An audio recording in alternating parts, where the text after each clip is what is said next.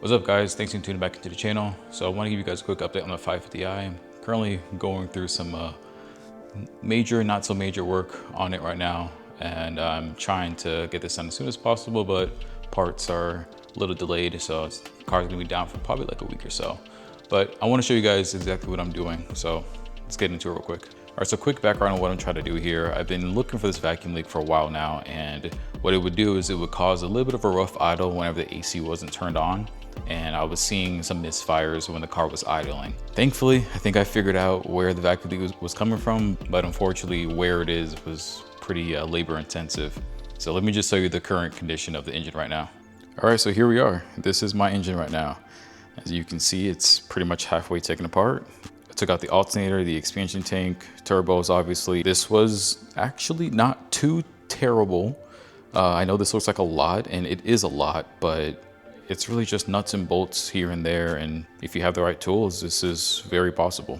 So the problem was this tank right here. This is your vacuum reservoir. On the N63 TU, this is plastic. I have a TU, so that's why I have the plastic one. On the N63, the normal one, this is metal. Now, one thing about plastic, especially in BMWs, is it's gonna crack and it's gonna fail at some point. So if you look closely, see how two sides of the tank are tightly conjoined together? And then we keep going over and over and over. And then you can kind of see right around here, that's where it starts to separate. That's where my vacuum leak was coming from. I did a smoke test, and with a car put together, it was leaking from somewhere in the back by the exhaust manifolds. And I went on Real OEM, found that this part exists. And the funny thing is that plastic tank sits right here, right beneath the exhaust manifolds, downpipe, turbos. So that's a very hot area. It's protected by a metal heat shield, but it's still hot. I mean, to be honest, I can't be too mad that this failed. Again, the car is a 2016, so nearly 10 years old, and the car has 127,000 miles. And this is plastic, and it's just a small hairline crack, really. So, all in all, I mean, I can't be too mad, but I decided to take this job on myself. I've never taken the turbos off before. When I did my turbo upgrade, I had a shop do it. So, cause I just wasn't too sure about how to do it. But now I've kind of gained confidence on working on this motor.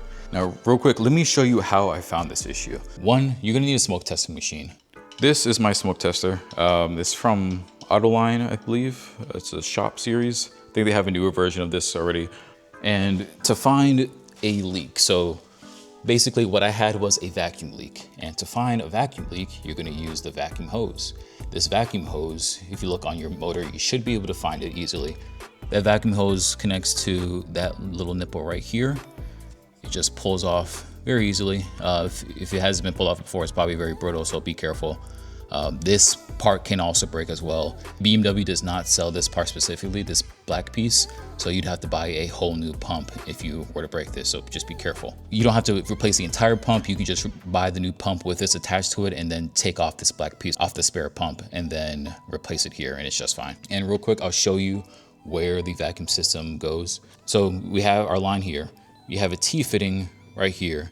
You have two routes that this goes. This route goes to your turbos, your boost solenoids, and the vacuum tank that I showed you earlier. This line right here that goes this way, this goes to your exhaust valves in the back. Yeah, if you have a vacuum leak, it's probably gonna be from this hose. And there are other places where a vacuum leak could come from. Like for example, this PCV assembly here that sits on top of the motor, that could leak. Your intake could have a leak, or somewhere else in this complicated engine. So honestly, good luck. As of right now, I'm just waiting for a replacement part for this. It's gonna be a couple of days until I get it.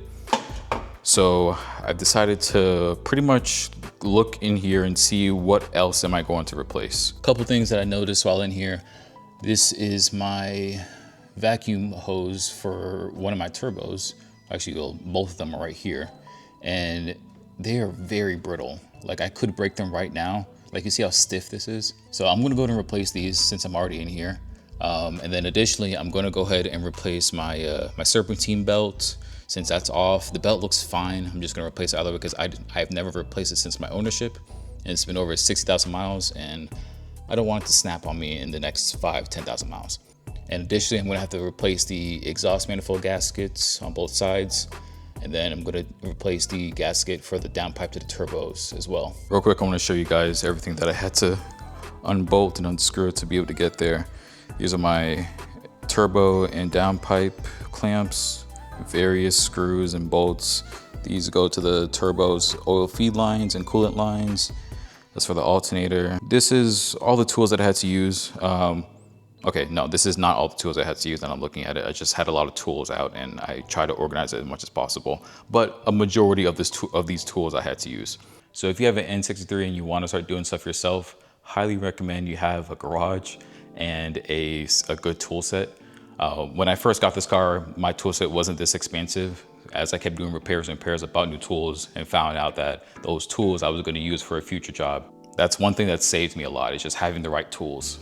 And speaking of saving a lot, I went ahead and called up a local shop, a BMW specialty shop, and I asked them how much would it be to replace the vacuum tank on this car.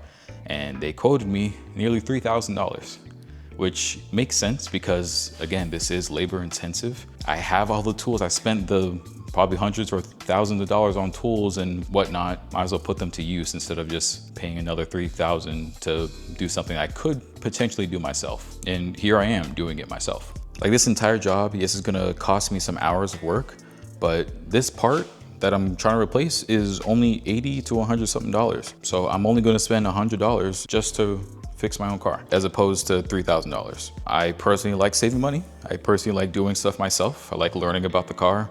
So if I ever have to fix something on the fly or figure out what happened, then I know the history of the car. I know that I've taken care of the car. I know that I've done the best I can to maintain this car.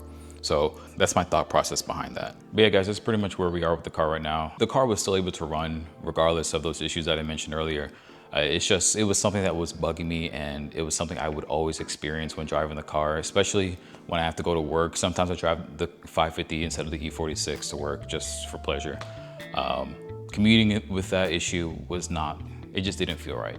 But thankfully, figured out what the issue is. So now I'm gonna wait on parts and then put everything back together. And real quick, guys, I just want to talk to you guys real quick. I am not a mechanic. I don't have a history in mechanics or just working on cars or whatnot. If you look at my previous videos, like from when I first started YouTube, I had a Challenger RT.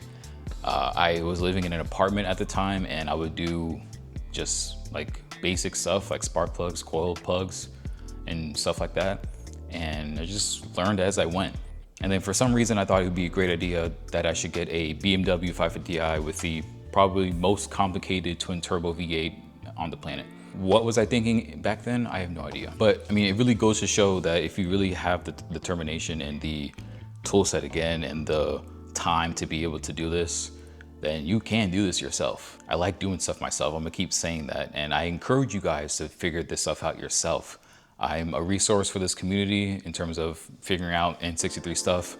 I don't know everything. I'm not going to lie to you and act like I know everything. I do my research before making pretty much all of my videos. I don't want to give you guys the wrong information. This video was pretty impromptu. I just wanted to talk to you guys about what's going on. My motto is, if another human can do it, you can do it. And I mean, kind of take that with a grain of salt and just be a little cautious with that, because there are some stuff that, you know, you probably shouldn't do yourself.